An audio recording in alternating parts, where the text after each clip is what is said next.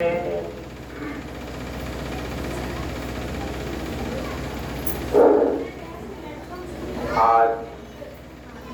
जो भी अपने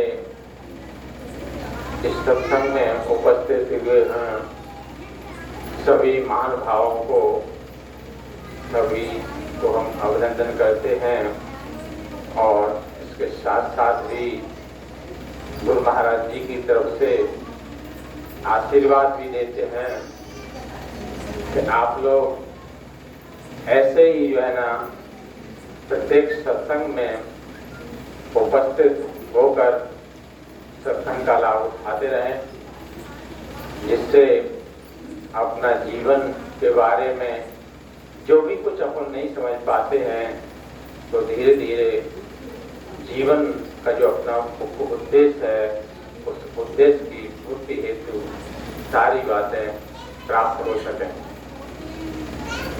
आप लोग थोड़ा सा बातचीत बाद में कर लेना, अभी थोड़ा सुन लो एक दो एक बात है। अपना मानव जीवन का उद्देश्य क्या है, उद्देश्य को अपन को कैसे सफल बनाया जाए, ये अपन को जानने की जरूरत है। अपने मानव जीवन का क्या उद्देश्य है, इसको कैसे सफलता मिले, यही अपन को जानना है और इसी जानने के लिए ये अपने को मानव जन्म प्राप्त हुआ है। अपने महापुरुषों ने कहा है कि 3 लोक नवखंड में गुरु से बड़ा न कोई, करता करे न कर सके, गुरु करे सोई होय। मतलब महापुरुषों का मत है कि 3 लोग 9 खंड में गुरु से बड़ा कोई भी नहीं है, यानी कर्ता ईश्वर को कहते हैं, ईश्वर भी नहीं कर सकता जो गुरु कर सकता है। तो इसलिए हमें गुरु की महिमा को समझना है, गुरु की महिमा को अपन को जानना है। गुरु के बारे में संत तुलसीदास जी ने और अपने महापुरुषों ने बहुत कुछ लिखा है, अपन को समझने की जरूरत है। देखो गुरु के बारे में कितना तक लिखा है उनने, संत तुलसीदास जी का एक हम दोहा आपको बता रहे हैं। तुलसीदास जी का मत है कि निर्गुण पंथ सुलभ पंथ, सगुण जान नहीं कोई, सुगम अगम नाना चरित, शून्य मुन मन ब्रह्म होय। अब इसका मतलब अपन को समझना पड़ेगा। तुलसीदास जी का मत है कि निर्गुण, अभी अपन जो है ना अपना उद्देश्य निर्गुण को जानना, यानी परमात्मा को जानना, ये जीवन का उद्देश्य है। इसके बारे में अपन बताएंगे, लेकिन इसके बारे में इसके पहले अपन गुरु को भी बताना चाह रहे हैं। तो गुरु की महिमा को आपको बताना चाह रहे हैं कि तुलसीदास जी ने यह दावा कर दिया है। क्या दावा कर दिया है कि सगुण जान नहीं कोई, मतलब सगुण अपन किसको कहते हैं, सगुण जो है ना, अभी एक जगह थोड़ी सी चर्चा चल रही थी, भाई उन्होंने कहा भाई हम तो सगुणों की पूजा करते हैं, सगुण माने उनको मान लेते हैं, उनके ब्रह्मा विष्णु महेश राम कृष्ण आदि तत्कालीन समय के सदगुरु को उन्होंने सगुण कह दिया। मैंने कहा भाई ये सगुण कैसे हो सकते हैं। सगुण का पहले अपन लोग पढ़े लिखे हैं, लगभग 90% तो लोग अपन पढ़े लिखे यहाँ बैठे होंगे।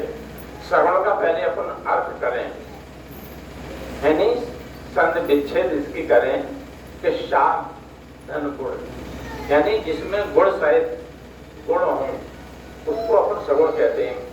अच्छा, गुण कौन कौन से होते हैं, ये भी तुलसीदास ने बताया कि गुण जो है ना 3 प्रकार के होते हैं। 3 प्रकार के गुण हैं सगुण। तो ये है ना, जो गुण होते हैं उनको ही अपन सगुण कह सकते हैं, अन्यथा अपन को सगुण नहीं कहा जा सकता जिसमें गुण हो। गुण अपन ने पिछली बार भी कई बार बताए हैं, जैसे अपन गुण होते हैं रजोगुण, सतोगुण, तमोगुण। अब अपन एक बात विचार करें क्या जैसे अपन शंकर जी है, शंकर जी तो खैर अपन ने देखे भी नहीं है, या रामकृष्ण को भी नहीं देखा, मात्र इनकी कल्पना से जो अपने मूर्तियां बनाई हैं, मूर्तियों को देख सकते हैं, या पत्थरों की मूर्तियों को, या जिसने भी मूर्ति देखी हो तो उसको अपन सगुण कहें। क्या उनमें ये 3 गुण हैं, यानी रजोगुण, सतोगुण, तमोगुण, ये केवल मानव में ही होते हैं। तो वो क्या है कि तत्कालीन समय के सदगुरु थे, उसमें सगुण, इसलिए सगुण नहीं है। तो तुलसीदास ने देखो कितनी जबरदस्त बात कही है, वो हम आपको बताना चाह रहे हैं। तो हमने कहा कि निर्गुण पंथ सुलभ्यत, यानी निर्गुण जो है ना, ये अपना रास्ता है, ये तो मतलब सुलभ है, उन्होंने कह दी ये तो सुलभ है, लेकिन सगुण जान नहीं कोई, सगुण को तो कोई जानता ही नहीं है। यदि अपन सगुण को पहचान लेंगे तो परमात्मा को जानने में उतनी कठिनाई अपन को नहीं होगी, परमात्मा को पहचानने में। अब सगुण को अपन क्यों नहीं जान पाते, इसका भी एक कारण है। इसका ये कारण है, नीचे लिखा है तुलसीदास जी ने कि सुगम अगम नाना चरित, यानी जो सगुण होते हैं, सुगम, सुगम आपको कहते हैं सरल, सरल और कठिन, मतलब अगम कठिन को कहते हैं। ये सरल और कठिन कई प्रकार के ऐसे कार्य कर देते हैं जो सब लोगों को भ्रम में डाल देते हैं। अब जैसे उदाहरण के लिए हम आपको बता दें, जैसे कृष्ण के बारे में आपने सुना होगा कि उन्होंने 10,000 या 16,000 मतलब शादी कर ली, उनकी गोपिकाएं इतनी थी, और उन्होंने मतलब बचपन में कहीं दही खाया, कहीं कुछ किया, ऐसे छोटे मोटे मतलब एक तरह के विचित्र टाइप के, एक सुगम टाइप के उन्होंने कृत्य किए। तो इनमें लोगों को भ्रम में डाल दिया कि ये सगुण कैसे हैं, या ये सद्गुरु कैसे हैं, ये इस तरह का कार्य करते हैं। जैसे भगवान राम के बारे में भी, भाई लक्ष्मण जी को यही तो भ्रम हुआ था, यद्यपि वो तत्कालीन समय के सद्गुरु थे। तो उस समय जब सीता जी का हरण हुआ था, तो उस समय उनको भ्रम हुआ, लक्ष्मण जी को यही तो भ्रम हुआ कि ये हम तो इनको ईश्वर जानते हैं, हमारे तो यही ईश्वर है। मतलब यानी जो लक्ष्मण की जो माता थी सुमित्रा, उन्होंने कहा था, क्या कहा था कि जो पे श्री राम पन जाई अबद तुम्हारा काज में सुनाई, यानी तुम्हारा इस अयोध्या में कोई कार्य नहीं है, यदि ये सीताराम वन को जाते हैं तो आप निसंकोच जा सकते हैं। तो उन्होंने ये और भी एक चौपाई लिखी है, मतलब राम तुम्हारे पिता हैं और सीता तुम्हारी माता है। तो उन्होंने ऐसा कह दिया कि तुम्हारे जो कुछ हुए यही है। तो लक्ष्मण जी मतलब उनको सब कुछ मानते थे, भाई मानते थे, पिता मानते थे, और गुरु मानते थे, सदगुरु मानते थे, सब कुछ उनके ही नौचार, वही सब कुछ उनको कहते थे। लेकिन उनको भ्रम कब हुआ, जब भगवान राम काफी दुखी थे, भगवान राम दुखी थे, भाई वो ऐसे उन्होंने छोटे कृत्य किए, उन्होंने कि हे पक्षियों, हे पेड़, मुझे बताओ मेरी सीता कहाँ हो गई, हे मधुकर सैनी तुम देखी सीता प्रगनेनी, मतलब उन्होंने पेड़ों से पूछा है, नहीं लताओं से पूछ रहे हैं, मैं पक्षियों से पूछा है, खटुम हे खटुम प्रगटे मधुकर सैनी, मतलब नहीं। तो इस तरह का लक्ष्मण जी बड़े संदेह में पड़ जाते हैं कि कैसे ईश्वर हैं, कैसे जगत गुरु हैं, जो इस तरह का इनको भान नहीं है। तो पत्नी को वियोग में इतने बेसुध हो गए हैं कि इन्हें कोई भान ही नहीं रहा कि जो पेड़ है, कि पक्षी है, कि जो पशु है, क्या ये बता सकते हैं कि सीता कहाँ हो गई है। तो उनको जबरदस्त भ्रम होगा।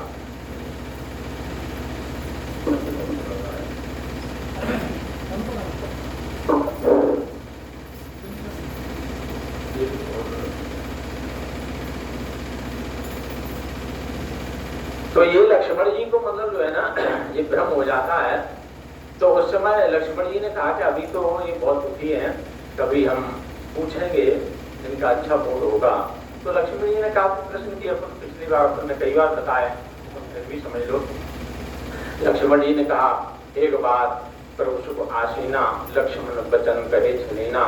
एक बार भगवान राम बड़े शांत मुद्रा में बैठे हुए थे, तो उन्होंने विचार किया कि आज अच्छा मौका है, आज हम इनसे पूछ लेते हैं। तो उन्होंने कहा, हे प्रभु, कि ईश्वर जीवन वेद, प्रभु सकल कहो समझाए, वो जाते हैं वो चर शोक हो हम जाए। हे प्रभु, ईश्वर और जीव में क्या भेद है, मुझे समझा कर कहो। तो ये हम आपको कुछ ही जो दोहा का मतलब बताना चाह रहे हैं कि सुगम अगम नाना चरित। जो जगत गुरु होते हैं तो वो कभी कभी छोटे मोटे कार्य भी कर देते हैं जिससे लोग भ्रम में पड़ जाएं। उन्होंने कहा ना, सुगम अगम नाना चरित, कई प्रकार के ऐसे चरित कर देते हैं कि सुन मुनि मन भ्रम होए, मुनियों के मन में भी भ्रम हो जाए। इसलिए अब लोग कुछ आश्चर्य में पड़ जाते हैं। इसलिए क्यों, उनको पहचानना कठिन हो जाता। तो उन्होंने दावा कर दिया तुलसीदास ने, निर्गुण पंथ सुलभ, श्रवण जान नहीं कोई, यानी श्रवण को कोई नहीं जान सकता, क्योंकि वो ऐसे कार्य कर देते हैं। और श्रवणों का ही जानना अत्यावश्यक है।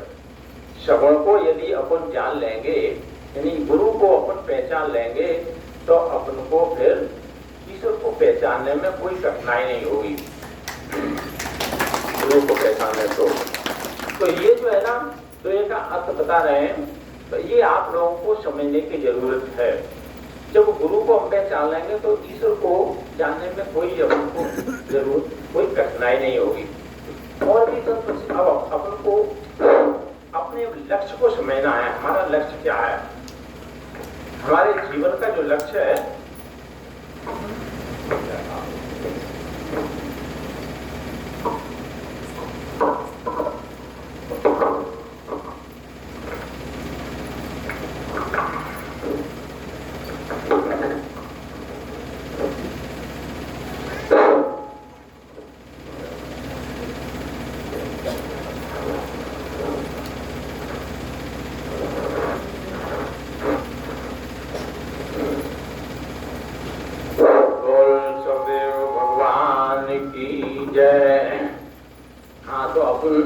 अपने जीवन का लक्ष्य, हमारे जीवन का क्या लक्ष्य है, हमारे जीवन का क्या उद्देश्य है, जी अपन को जानने की जरूरत है। अपन को परमात्मा ने ये मानव जन्म इसलिए दिया है कि अपन इस परमात्मा को जान लें।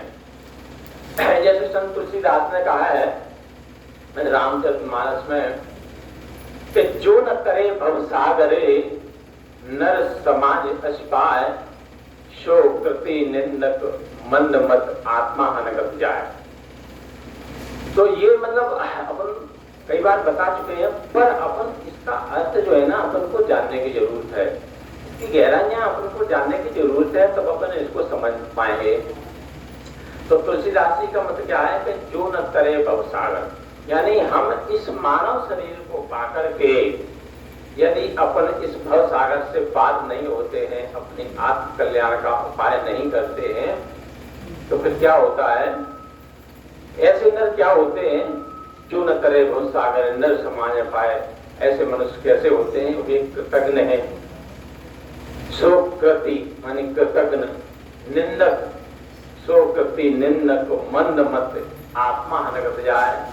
कृतज्ञ है, मंदमत माने मूढ़ बुद्धि के हैं, मूर्ख हैं, और आत्महत्यारे कहे जाते हैं। अपनी आत्म हत्यारे से, आत्महत्या को बचने के लिए उनको उपाय करना चाहिए। कृतज्ञ का मतलब होता है परमात्मा ने जो अपन को ये मानव शरीर दिया है, ये अपन परमात्मा के ऋणी हैं। ये परमात्मा ने अपने को ये मानव शरीर, ये अपने को उधार मिला है, इसको अपन अपना न समझे, ये परमात्मा का उधार है। ये इसलिए मानव शरीर अपने को दिया है कि अपन इस शरीर के माध्यम से अपना आत्म कल्याण करें। परमात्मा ने इसको उधार दिया है। जैसे अब आप लोगों ने सुना होगा जो भजन गाते हैं कि रे मन मुसाफिर निकलना पड़ेगा, काया का घर खाली करना पड़ेगा। ये अपन को खाली करना पड़ेगा, ये काया का घर है, इसको तो खाली करना पड़ेगा। ने कहा इसका किराया तुझे भरना पड़ेगा। तो ये अपने को किराए से मिला है, परमात्मा ने ये किराए से दिया है मानव शरीर, इसका किराया उनको देना पड़ेगा। अब किराया क्या किराया है, आप क्या कैसे दोगे, ये समझने की जरूरत है। तो ये अपन परमात्मा के ऋणी हैं और ये परमात्मा ने अपने को उद्धार दिया है, तो इसके उद्धार का अपन को चुकता करना है, इसका चुकारा करना है अपने को इस मानव शरीर का। कति निंदक, यदि अपन ने ऐसा नहीं किया तो अपन क्या है? निंदक, यानी निंदा करने योग्य हैं। अपन समाज में कहीं निंदा अपनी हो तो अपन को क्या अच्छा लगेगा? इसलिए अपन ने ऐसा उपाय नहीं किया तो अपन निंदा करने योग्य हो जाएंगे और आत्महत्या हो जाएंगे। अपन ने ऐसा उपाय नहीं किया तो अपनी आत्महत्या हो जाएगी। आत्महत्या से बचने के लिए उपाय करना पड़ेगा। तो ये अपन को क्या है? अब ये अपन ने बताया कि जो अपन को ये किराए का घर मिला है, ये अपन ऋणी है परमात्मा के, तो इसका उधार अपन को कैसे पटाना पड़ेगा, इसका क्या किराया है, ये जो है ना कैसे दोगे, ये अपन को समझने की जरूरत है। इसी जो हमने भजन गाया था, यदि अपन ने ऐसा नहीं किया तो इसका क्या होगा? तो हम अंतिम कड़ी में कहते हैं कि जब यम की अदालत में जब तुम चढ़ोगे तो पूछेगा हाकिम, तो तब क्या कहोगे? जब हम शरीर छोड़ के जाएंगे, हाकिम माने वो यमराज जब पूछेगा हमसे तो हमको क्या जवाब मिलेगा? तो जब अपन उसको किराया नहीं दे पाएंगे तो फिर क्या? यम की अदालत में जब तुम चढ़ोगे तो पूछेगा हाकिम, तो तब क्या कहोगे? जब किराया नहीं दिया तो फिर जन्मना और मरना पड़ेगा। यानी किराया नहीं दोगे तो जन्म मरण के चक्कर में वो डाल देगा। तो ये तुमको किराया देना है। किराया देने के लिए जो है अपने सद्गुरु होते हैं वो बताते हैं इसका उपाय, को इसका क्या किराया देना है। अब देखो यहाँ एक सोचने का, एक जानने का एक विषय है कि ये अपना जो शरीर है, ये स्थूल शरीर है, इसमें आत्मा है। आत्मा और शरीर, जैसे अपन को अभी हम सभी लोगों को भंडारा और भोजन दे रहे थे, सभी लोगों ने, अपन कोई बाहर से आए, कोई कहीं से आए, भूख लगी, सभी ने भोजन प्राप्त किया, तो शरीर की अपनी क्षुधा पूर्ति हुई, यानी अपन को भोजन मिल गया तो अपन की क्षुधा पूर्ति हो गई। लेकिन इस आत्मा की क्षुधा को कैसे पूर्ति किया जाए? तो आत्मा, ये जो परमात्मा की ये पत्नी है, जो आत्मा, ये आत्मा अपना पूरा हिसाब देगी। जो भी अपन कर्म करेंगे तो ये आत्मा आपका पूरा हिसाब ले लेगी जब अपना शरीर छूटेगा। तो ये शरीर का भोजन तो अपन ने कर लिया, फिर आत्मा का भी भोजन तो अपन को करना है। तो ये आत्मा का भोजन अपन को जानने की जरूरत है। वो आत्मा का भोजन ही एक किराया है, वो अभी हम आपको बताएंगे। पर बल्कि अपन जो है ना कई बार बता भी चुके हैं, तब थोड़ा सा समझने की जरूरत है। तो ये अपना कहने का मतलब है, ये किराया क्या होता है, कैसे किराया देना है, इसके लिए अपने महान पुरुष क्या अपने सदगुरु की शरण में जाना पड़ेगा, तो वो आपको किराया बताएंगे। किराया माने होता है परमात्मा का भजन। परमात्मा का भजन अपन करेंगे तो यही एक किराया है। आप परमात्मा को भजन के लिए, परमात्मा को भजन करने के लिए ये अपने को मानव शरीर मिला है।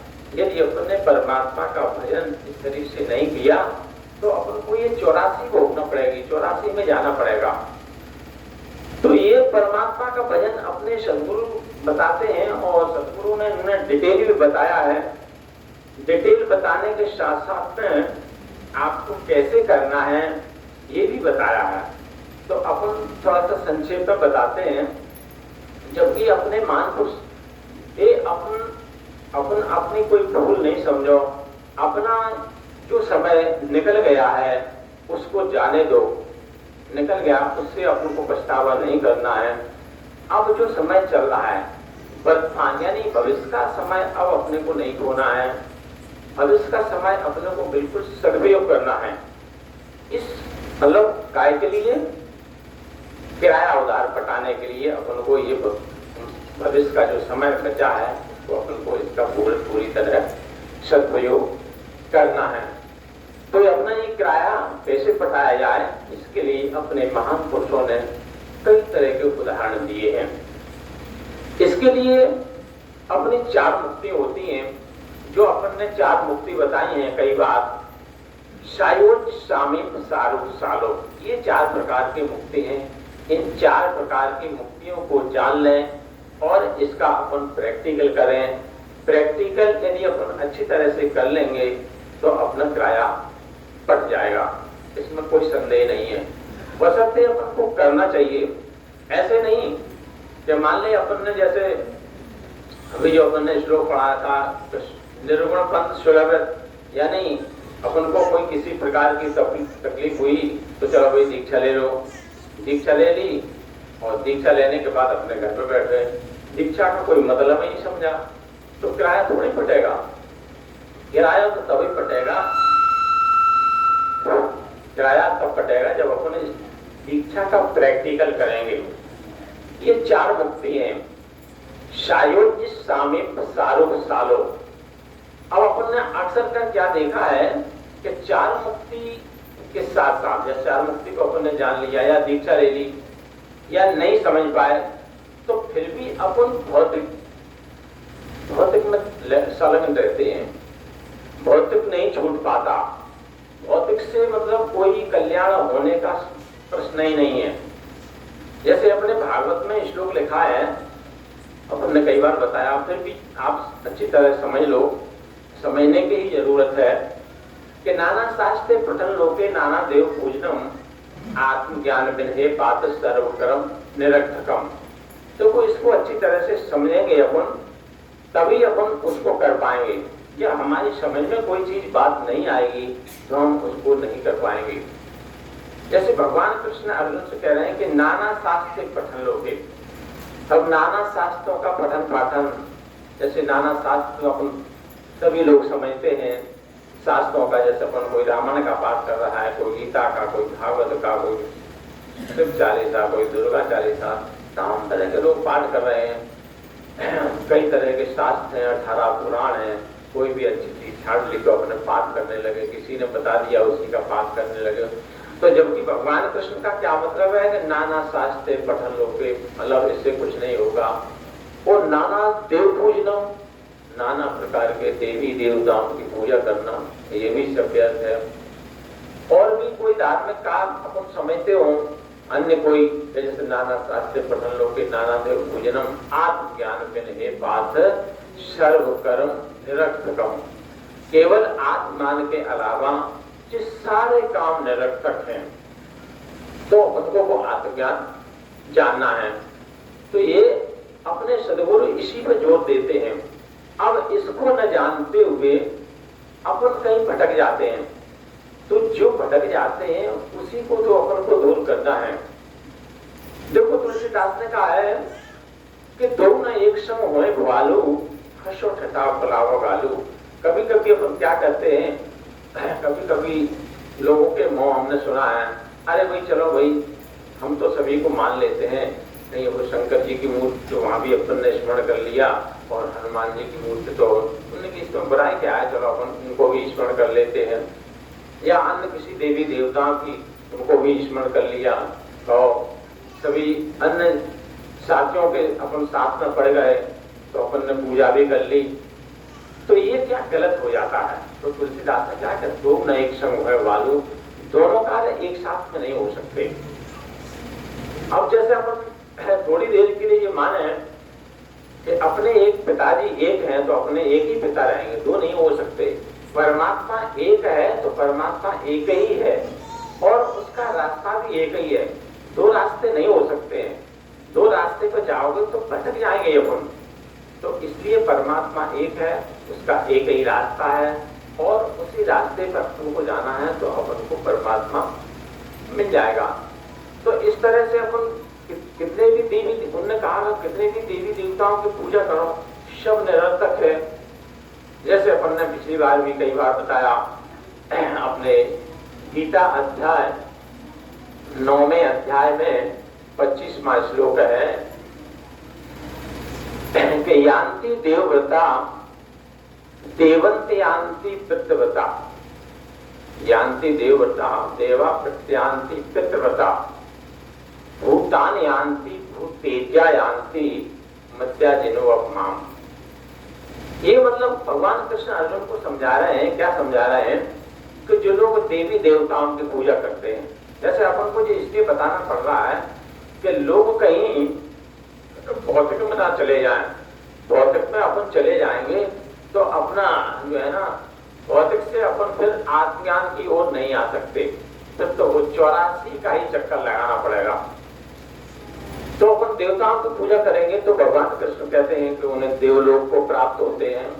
यदि देवताओं की पूजा करेंगे, यान्ति देवव्रता पितृयान्ति पितृव्रता, जो पितरों की पूजा करते हैं वो पितृलोक को चले जाते हैं। भूतान यान्ति, जो लोग भूतों की पूजा करते हैं वो भूतलोक को चले जाते हैं। और मध्याजनों आत्मा, जो मेरी पूजा करते हैं वो उनको परम धाम प्राप्त होता है। तो ये हमारा कहने का मतलब कभी अपन उनकी ओर भटक न जाएं।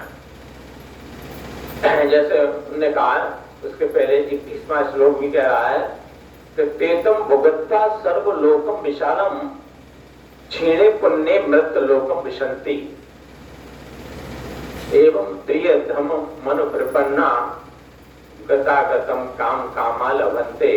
इसका मतलब है जो लोग देवी देवताओं की पूजा करते हैं, विशाल देवी देवताओं की, फिर उनका पुण्य क्षीण होता है। मतलब तेतम भुगत्ता स्वर्ग लोकम विशालम, मतलब काफी देवी देवताओं की पूजा करी तो विशाल स्वर्ग लोक को प्राप्त हुए। फिर पुण्य उनका क्षीण हुआ, क्षीणे पुण्य मृत लोकम बसंती, फिर वह पुनः मृत लोक में आ जाते हैं। तो ऐसे ही ये 3 वेदों के अनुसार फिर वो 84 के चक्कर में पड़ जाते हैं, ऐसा वेदों का मत है।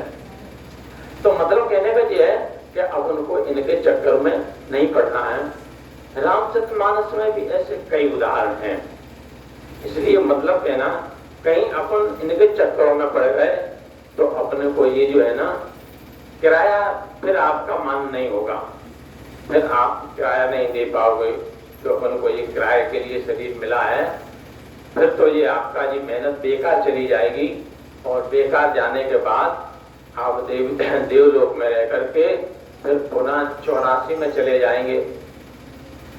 तो किराया क्या होता है इसको भी अपन डिटेल बताएंगे। किराया आप कैसे भरोगे? किराया जो है ना 4 मुक्तियों से भरा जाता है। अपन ने बताई शायोत शामिक सारुप सालो। इसके लिए अपने जो है ना भागवत में अन्य कई जगह ऐसे उदाहरण अपने को मिलते हैं जो बेचारे जिनका पूरा जीवन क्या, एक जीवन नहीं 7 जीवन भी निकल जाए, अगर अपन ने परमात्मा को नहीं जाना तब भी अपन किराया का भुगतान नहीं कर पाएंगे। तो इसलिए इसको जानने की जरूरत है। जैसे अपने महान पुरुषों ने कई उदाहरण दिए, जैसे अपने भागवत में उदाहरण है, जैसे अपने माता देवहूति थी।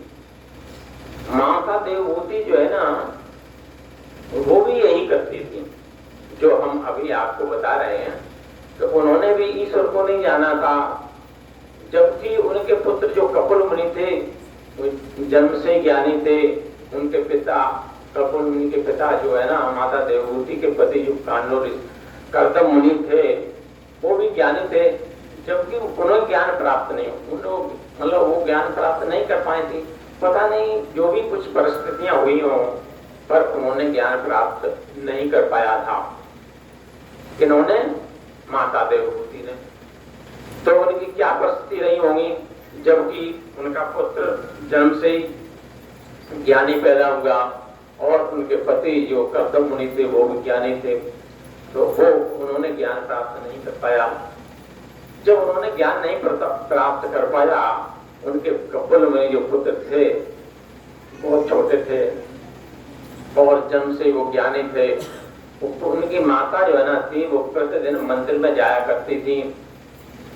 मंदिर में जाकर के जो है ना प्रतिदिन उनका मंदिर में क्या काम था, ये जो है ना आरती करना, पूजा करना, पानी भोजन देना और अपने अगरबत्ती ये लगाना, जैसे सारी चीजें होती हैं जो अपन लोग करते हैं। यानी आप लोग अभी कुछ आप में से ही अभी थोड़े से समय आने दो, आप लोग भी कर लोगे। अभी अगर आपको कल बुला लिया होता तो आप यहाँ देख लेते, यहाँ शंकर जी को इतनी जबरदस्त भीड़ थी कि आपका निकलना ही मुश्किल हो जाता। ये सभी लोग वही कर रहे थे, तो ये क्या अनजाने में कर रहे थे। तो मतलब हमारे कहने का कि ये माता देवभूति वही कर रही थी। तो कल्पुर में जो जन्म से ज्ञानी थे तो उनने विचार किया कि माता मेरी क्या करती है। माता वो कबीर है जो कपूर मुनि अपने मन में बड़े दुखी होते हैं, बड़े विचार करते हैं कि माता ये तो सीधी जो है ना नरक को जा रही है। ये जो है ना सीधी, इसको तो जो है ना 84 मिलेगी, 84 के अलावा कुछ मिलेगा नहीं। पहले देवलोक मिलेगा, फिर देवलोक के बाद 84 में चली जाएंगी। जैसे कबीर साहब, एक बार कबीर साहब भी जो है ना, कबीर साहब का विचार आया, कबीर साहब घूमने चल दिए। उन्होंने कि चलो भाई सैर कर आए। तो कबीर साहब घूमने चल दिए, उन्होंने कि चलो करते हैं। तो एक दुआ है कि चलती चाकी देख के दिया कबीरा रोए, दो पातन के बीच में साबित बचाना कोई। तो कबीर साहब चलते हैं तो देखते हैं, जाते हैं तो देख रहे हैं कोई माला फेरता उनको मिल गया, माला फेर रहा है। और आगे चले तो कोई मंदिर में पूजा कर रहा है, और आगे चले तो वहां भी अपने भौतिक पूजा कर रहे हैं।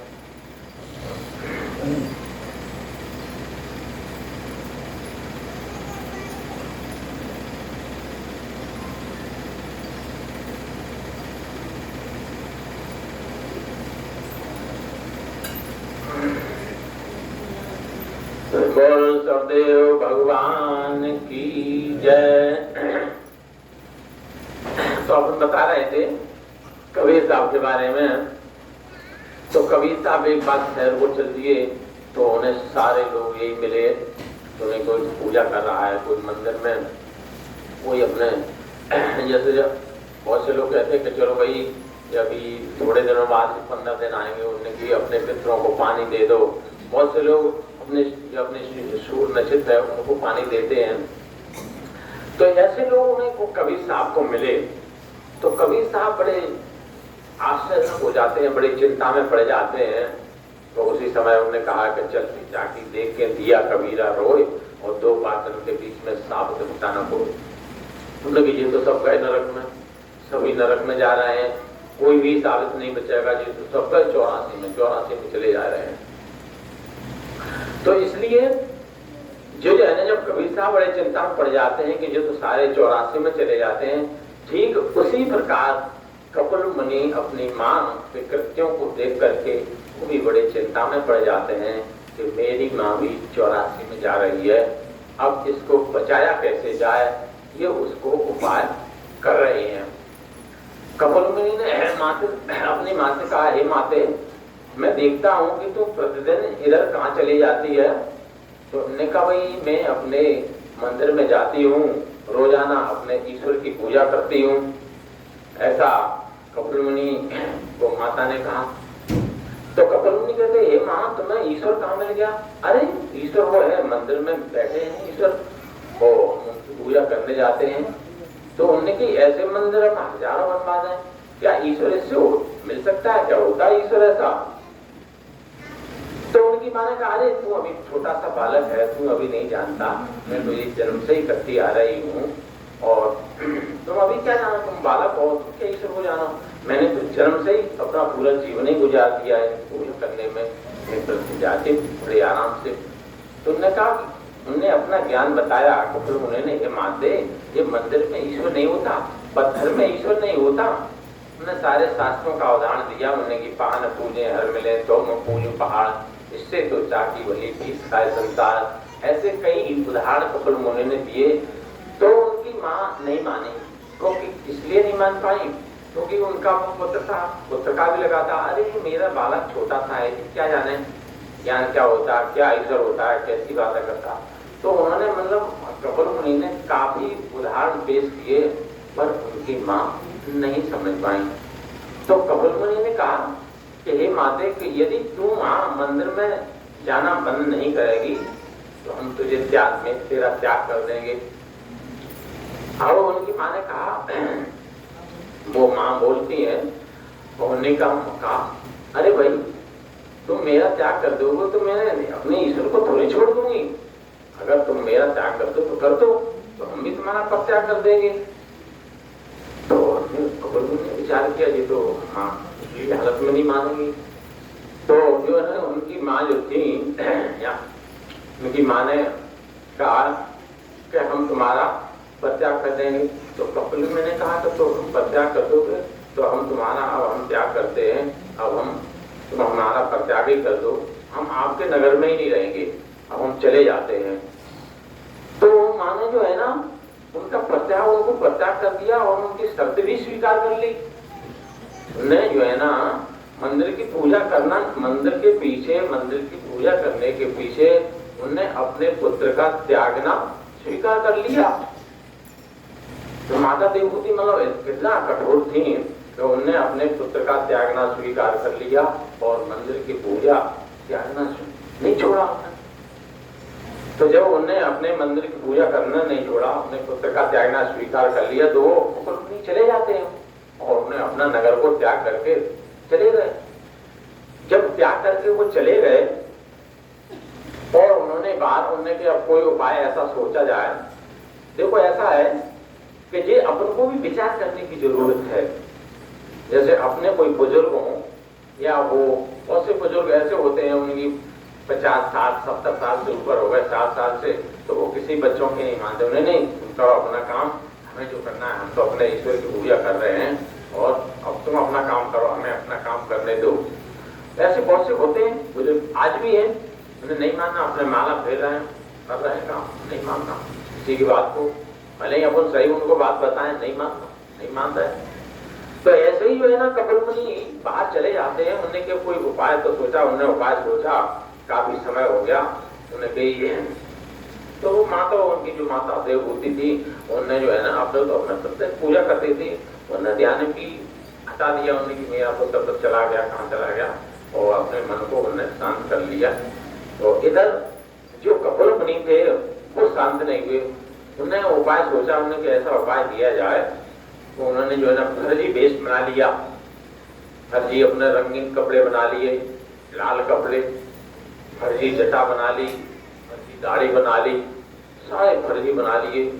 और एक जो है ना बढ़िया कमंडल ले लिया, संत का एक हेलमेट पैंतले ले लिया, एक झोला ले लिया, ऐसा पूरा संत का वेश उन्होंने बनाया और बढ़िया ऐसी दाढ़ी सफेद बनाई। तो ये कोई पहचाने नहीं पाया कि ये कपिल मुनि है, कोई छठा होने की बहुत बड़ा कोई संत है। तो वो जो है ना संत जी कुछ दिनों बाद उसी अपने नगर में आए और अपने बढ़िया आध्यात्मिक प्रवचन करने लगे। अपने घर पे नहीं, दूसरी जगह मतलब उसी गांव में दूसरी जगह प्रवचन करने लगे और ईश्वर की बात करने लगे। उन्होंने कहा भाई आप लोग सभी लोग 84 को जाने वाले हो, अरे भाई ईश्वर को जान लो, ये मानव जन्म इसलिए प्राप्त हुआ है कि तुमने परमात्मा को नहीं जाना तो 84 में तुमको जाना पड़ेगा। तो 84 लाख योनियां होती हैं, उन्हें तमाम मतलब आध्यात्मिक प्रवचन किए। जो है ना आकाश में पक्षी उड़ रहे हैं, अभी जमीन में पशु पक्षी जानवर, नदियों में तमाम तरह के जीव, ये सब 84 में पड़े हुए हैं। ये मनुष्य जन्म जो अपने को मिला है, ये 84 को पार करने के लिए मिला है। ऐसे जो है ना कपिल मुनि ने बहुत सारे उदाहरण दिए। तो लोग उनके प्रवचन जो है ना बढ़िया सुने और बड़े प्रभावित हुए। उनकी ये तो कोई 100 वर्ष का बालक है और अपने बहुत मतलब प्रवचन करते मतलब 100 साल का घिसते चिगना हो गया है और ये तो बहुत ऊंचा संत है। वो ईश्वर की बात कर रहा है, ईश्वर को बताने की बात कर रहा है। भाई अपना लक्ष्य ईश्वर का ही तो है। तो ये पूरे नगर में ये शोर हो गया कि अपने नगर में कोई एक बहुत ऊंचा संत आए हैं जो ईश्वर को बताने की बात कर रहे हैं और ईश्वर को बताने की नहीं, ईश्वर को मिलाने की बात कर रहे हैं और तुम्हारे मोक्ष की बात कर रहे हैं और तुम सब लोग नरक में जा रहे हो, नरक से बचाने की बात कर रहे हैं। ऐसे पूरे नगर में उनका शोर हो गया कपिल मुनि का, उनकी अपने नगर में बहुत ऊंचे संत आए। तो ये बात धीरे धीरे उनकी बात देवभूति में भी खबर पहुंची। उनकी अपने नगर में कोई एक बहुत बड़े संत आए हैं जो ईश्वर को जनाने की बात कर रहे हैं, ईश्वर से मिलाने की बात कर रहे हैं। तो उनने अपने जो है ना सिपाहियों को भेजा, वो जमींदारनी थी बड़े घर की तो थी, उन्हें अपने सिपाहियों को भेजा कि भाई संत जी को बुला लिया तो हम भी उनके प्रवचन सुन लेंगे। तो उन्होंने अपने सिपाहियों को भेजा तो प्रवचन कर रहे थे, उसी समय पहुंचे। जब प्रवचन समाप्त हुए तो उन्होंने कहा कि संत जी मेरी माँ ने तुमको बुलाया है, जमींदार नहीं है और वो आपके प्रवचन सुनना चाहते हैं। तो जो कपड़ मुनि थे तो उनको गुस्सा आ गया कि अरे हम ऐसे प्रवचन कर थोड़ी जाएंगे, कर प्रवचन थोड़ी करेंगे, अरे उनको सुनना है तो अपने आना है। अरे होंगी अपने घर की जिम्मेदार नहीं होंगी, कोई भी होंगी, हमें क्या लेना देना। हमको प्रवचन जिसको सुनना हो वो यहाँ आ जाए, हम प्रवचन यहाँ कर रहे हैं, जो भी कुछ सुनना हो हम किसी के घर नहीं जाते, हमें क्या करना है, आज हम यहाँ कल इस नगर को छोड़ के चले जाएंगे। और उन्होंने तराक से जवाब दिया तो ये तो संत बहुत क्रोधी है, बहुत गुस्सा करता है। तो ऐसे ही उन्होंने जो है ना अपनी माता को बुलाया, उन्होंने कहा भाई, उन्होंने कहा वो तो संत बड़ा क्रोधी है। फटाक से जवाब दे दिया उन्होंने कि नहीं मैं कहीं नहीं जाता, उनको आना तो मेरे यहाँ प्रवचन करेंगे। तो उन्होंने कहा विचार किया उन्होंने कि चलो भाई पुत्र तो चला ही गया, अब चलो ईश्वर को ही जान लें, ईश्वर को देख लें भाई कैसे ईश्वर को जनाते क्या वो पुत्र के वियोग में। देखो पुत्र की हानि, पुत्र शोक बहुत बड़ा शोक होता है। भले ही उन्होंने अपने पुत्र का परित्याग कर दिया था एक धर्म के पीछे, क्योंकि वो धर्म को नहीं जान रही थी। वास्तव में वो जो है ना इसी को धर्म जान रही थी कि हमारा ये ईश्वर है, यही पूजा है, इसके अलावा कुछ नहीं है। धर्म को पकड़ करके उन्होंने अपने पुत्र की बलि दिया। तो पुत्र शोक बहुत बड़ा होता है। मतलब पुत्र को जब से वो कपिल मुनि उनसे पिछड़े थे तब से काफी दुखी थी वो। तो उन्होंने क्या किया, चलो भाई पुत्र तो चला ही गया, अब चलो ईश्वर से मिल लेते हैं, ईश्वर की बात सुन लेते हैं। तो माता जो है ना उन्हें अपना रथ सजवाया और रथ पर सवार होकर के वहां चल देती है, वहीं पहुंचती है और वहीं जो है ना प्रवचन चल रहे थे। और प्रवचन समाप्त होती, प्रवचन में वो संत जी प्रवचन में अपन लोग यही बात करते हैं कि भाई ईश्वर को जानो, अपना ये मानव देव काय के लिए मिली है, ईश्वर को जानने के लिए मिली है। और ये देव चली जाएगी तो फिर ईश्वर थोड़ी मिलेगा। साधन धाम मोक्ष कर द्वारा पाए न जय परलोक समारा। ये अपने को ये साधन धाम मिला हुआ है काय के लिए, परलोक को सुधारने के लिए। अगर ये छूट गया तो फिर परलोक थोड़ी मिलेगा। ये बात फिर बाद में मनुष्य का जन्म अपने को नहीं मिलेगा। अब वरना यदि परमात्मा को नहीं जाना तो मनुष्य का जन्म नहीं मिलेगा, फिर तो ये 84 में जाना पड़ेगा। तो जो है ना फिर माता जब उनके प्रवचन चल रहे थे, माता देवभूति वहां पहुंची। जब प्रवचन समाप्त हुए तो प्रवचन समाप्त हुए तो माता देवभूति ने कहा, उन्होंने कहा हे संत जी, जो आप ईश्वर को जनाने की बात कर रहे हैं, ईश्वर को मिलाने की बात कर रहे हैं, क्या आप मुझे ईश्वर को जना दोगे?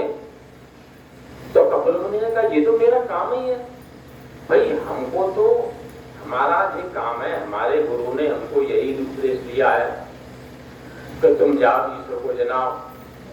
हमारा तो काम यही है, ईश्वर को जनाते हैं, जिसको जानना है वो जना लेते हैं। तो क्या हमें जना सकते हो?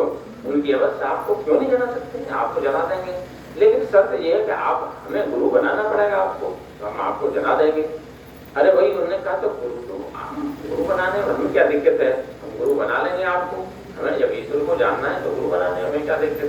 तो उन्होंने के लिया वो थाली वाली मंगवाली, थाली अपने जो प्रसाद वगैरह घर की सारी मतलब सामग्री मंगा करके उन्होंने दीक्षा दी। कपिल मुनि ने अपनी माँ को यही 4 मुक्ति का ज्ञान दिया। ये सायोज सामीप सारूप सारो, थोड़ा सा इसका भी हम डिटेल बताएंगे। ये 4 मुक्ति का ज्ञान दिया। सबसे पहले उन्होंने शायु मुक्ति का ज्ञान दिया। शायु मुक्ति के द्वारा उन्हें अमृत पान उन्होंने कराया। उन्होंने कहा इस अमृत पान से आपके शरीर में कोई रोग नहीं होगा और तुम्हारी कभी अकाल मौत नहीं होगी। ये बात में बात सही है। अपन यदि शायु मुक्ति का अभ्यास करें, शायु मुक्ति का पालन करें, इसका प्रैक्टिकल करें, तो अपनी अकाल मौत से बच सकते हैं, बच जाएंगे। देखो इसमें एक विशेष बात और भी है, जैसे मतलब काल और महाकाल 2 प्रकार के होते हैं। यदि अपन शायु मुक्ति को सिद्ध कर लें, जैसे अपने महापुरुष होते हैं, जैसे भगवान राम थे, उनको महाकाल लेने आया था और जो शायु मुक्ति इनको सायोग मूर्ति इन चीजों को नहीं जानते हैं तो उनको काल आता है, फिर उनको वही यमराज भेजते हैं, तो वो यमराज उनको काल भेजते हैं और वो जो अपने महान पुरुष होते हैं उनको महाकाल आता है। महाकाल ऐसे भी नहीं आता, महाकाल भले ही आता है, जैसे अपन ने उदाहरण दिया था कि जब लक्ष्मण जी बेचारे डर गए थे, उन्हें तेजोमयी शक्ति देखी थी, लक्ष्मण जी बेचारे डर गए, उन्हें आज तक हमने ऐसी कोई शक्ति नहीं देखी, तो वो महाकाल थे। तो महाकाल भी मतलब एकाएक नहीं आ सकते, चाहे मुक्ति को जो सिद्ध कर लें। जैसे भीष्म पितामह थे नहीं, भीष्म पितामह भी कह रहे थे कि हम इस हस्तिनापुर को चंगुर से जब तक सुरक्षित नहीं देख लेते तब तक हम अपना शरीर नहीं छोड़ेंगे। उन्होंने भी शायु मुक्ति को सिद्ध कर लिया था। शायु मुक्ति को भी रावण ने भी सिद्ध किया था, तो रावण भी कह रहा था कि हमें कोई नहीं मार सकता। तो कोई शायु मुक्ति जो है ना, तो फिर अपनी माँ को बता रहे हैं कि जिस शायु मुक्ति इनकी कभी अपनी अकाल मौत नहीं हो सकती और तुम्हें काल भी आएगा तो काल भी को सोचना पड़ेगा।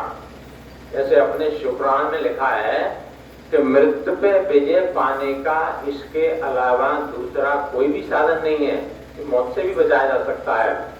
तो सत्य इसका अपन को अभ्यास करना पड़ेगा, है ना। अब दूसरी है, उन्होंने शामी मुक्ति बताई। कपिल मुनि अपनी माँ को शामी मुक्ति बता रहे हैं।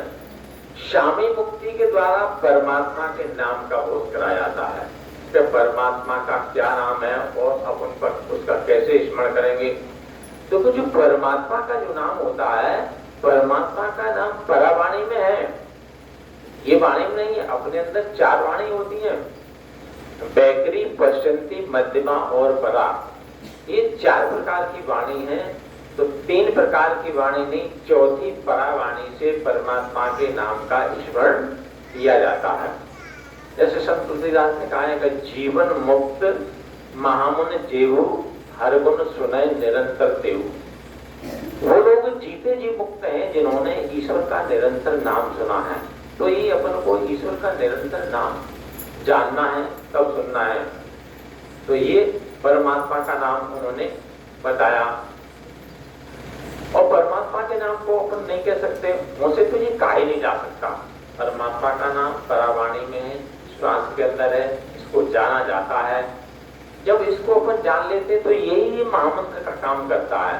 तो तुलसीदास ने कहा है कि मंत्र महामन विषय व्याल के मैं तत् कठिन पंख भाल के। तो ये परमात्मा का नाम जो है ना, कपिल मुनि अपनी माँ को बता रहे हैं कि जो तुम मंदिर में पूजा करती थी, जो माला फेरती थी, ये परमात्मा का नाम नहीं है। परमात्मा का नाम परावाणी में है, जो श्वास के द्वारा है। ये इसी को अपन अजपा गायत्री बोलते हैं। अजपा माने जपा, जो जपा न जा सके। तो ये परमात्मा का नाम को अपन को जानना होगा, तब अपन को इसको करना होगा। भाई ये परमात्मा का नाम, जैसे भगवान राम ने जो शरीर छोड़ा था, अपन ने बताया था कि जो मोपर काने में खड़े होकर के प्राणों सा प्राणों का मेल, प्राणों का अपान मेल करके उन्होंने मोपर खाने में खड़े होकर के अपने शरीर का परित्याग कर दिया था। तो जी कैसे किया था? प्राणों का प्राण। ये नाम है, ये नाम को अपन को समझना पड़ेगा। जे अपन जो है ना, इसको दुख साधना के समय इसका अपन विस्तृत विवेचन कराते हैं, इस बारे में बता देते हैं। तो ये परमात्मा का नाम जो है ना, माता देवहूति को कपिल मुनि उनके पुत्र समझा रहे हैं।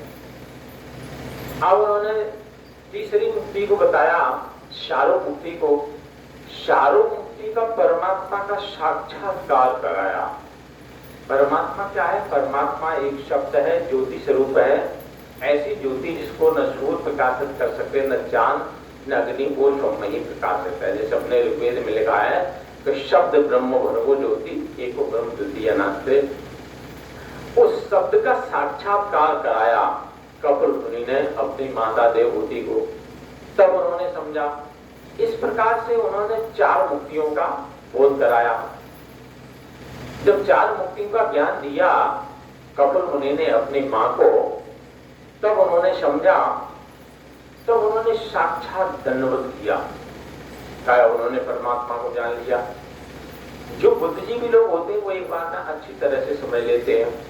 तो उन्होंने समझ लिया वास्तव में कि यही सच्चा ज्ञान है और हमारा जो अभी तक का आज तक का जो जीवन था वो पूरा अंधेरे में चला गया। आज से ही हमारा ये निर्माण शुरू हुआ है। जैसे महाराज जी ने कई बार आपको बताया था, अपन लोगों को आपको ध्यान होगा कि जब तक अपन ईश्वर को नहीं जानते, यानी जब तक अपन दीक्षा ग्रहण नहीं करते हैं, तब तक अपना जन्म व्यर्थ होता है। जिस दिन से अपन दीक्षा ग्रहण करते हैं, जिस दिन से अपन ईश्वर को जानते हैं, वही स्थिति से, वही उसी समय से अपना जन्म शुरू माना जाता है, वहीं से शुरू होता है।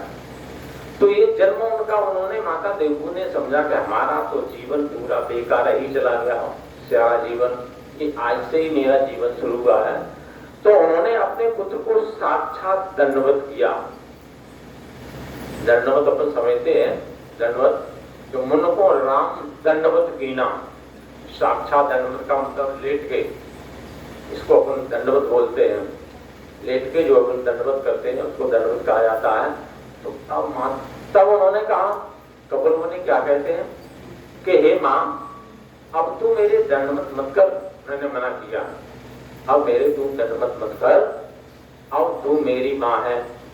फिर उन्होंने थोड़ी देर अपना इशारा कर दिया कि मैंने जो है ना सारा इतना जो वेश बनाया है, फर्जी वेश पर उन्होंने जटा बटा अपने इधर उधर कर दी। मैंने कहा मैं तेरा ही पुत्र हूँ, तूने मुझे पहचाना ही नहीं। मैंने कहा तूने मुझे पहचान नहीं पाया, मैं तेरा ही तो पुत्र कपिल मुनि हूँ। और उन्होंने अपनी जटा बटा इधर उधर कर दी। अब तू मेरे दंड मत कर, उन्होंने मना किया। तो माता देवहूति क्या कहती हैं कि अब कुछ भी हो, तूने पारब्रह्म परमात्मा का साक्षात्कार कराया, तूने मेरा जन्म आज से दिया, आज से मेरा जन्म हुआ है, अब तो मैं तेरे साक्षात दंडवत करूंगी। तो माता देवहूति ने अपने पुत्र कपिल मुनि के साक्षात दंडवत किया, ऐसा भागवत में लेख है। तो इस तरह से जो है ना, कपिल मुनि ने अपनी माता को उस नरक से बचाया, जो नरक को बचा रही थी। स्वर्ग नरक अपवर्ग नशेनी, मतलब पहले स्वर्ग मिलता है, जैसे अपन देवी देवताओं की पूजा करते हैं तो स्वर्ग मिलेगा, स्वर्ग से फिर नरक मिलेगा, और नरक तब फिर बाद में कहीं 84 के बाद ये मानव जन्म मिलता है। तो उससे उन्होंने बचा लिया। तो ये जो अपनी चार मुक्ति हैं, सायोज स्वामी सारू सालो, ये चार मुक्तियों के द्वारा जो अपन भजन करते हैं, जो अमृतपान करते हैं और परमात्मा के नाम का स्मरण करते हैं, परमात्मा का साक्षात्कार करते हैं। और चौथी मुक्ति है अनंत, 9 प्रकार की दुनिया होती है जो अपनी अलग अलग सिद्धि देती हैं, जो ये अपन करते हैं। यही जो साधन है, यही क्या जो अपन करेंगे, यही किराया है, ये अपन कर लेंगे तो यही किराया आप बता दोगे कि जी हमने आपका जो अपना ले किराया, जो हमने आपने जो हमें मानव जन्म दिया है, उसका किराया जो प्राप्त करो, तो परमात्मा खुश हो जाएगा, आपको जो है ना मोक्ष दे देगा। स्वर्ग नरक अपवर्ग, अपवर्ग मोक्ष को कहते हैं, अपर का रास्ता आपको मिल जाएगा, अपन अपर के रास्ते में चले जाएंगे। तो ये अपन को जानने की जरूरत है। तो परमात्मा यानी ये मानव जन्म काय के मिला है, परमात्मा को जानने के लिए। परमात्मा अपन काय से जानेंगे, कि चार मुक्तियों के बगैर परमात्मा को नहीं जाना जा सकता। बशर्ते चार मुक्ति का अपन को प्रैक्टिकल जानना होगा। प्रैक्टिकल नहीं जानेंगे तो अपन परमात्मा को प्राप्त नहीं कर पाएंगे। थोड़ा बहुत तो लाभ मिलेगा, लेकिन जितना लाभ अपन लेना चाहें उतना अपन को लाभ नहीं मिल पाता।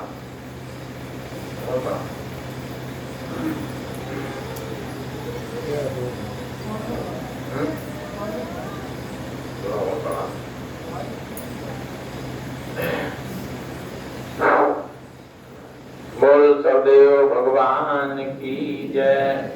बहुत किसी लोगों को जाना तो है नहीं, अभी रात तक आप लोगों को ये विश्राम करना है।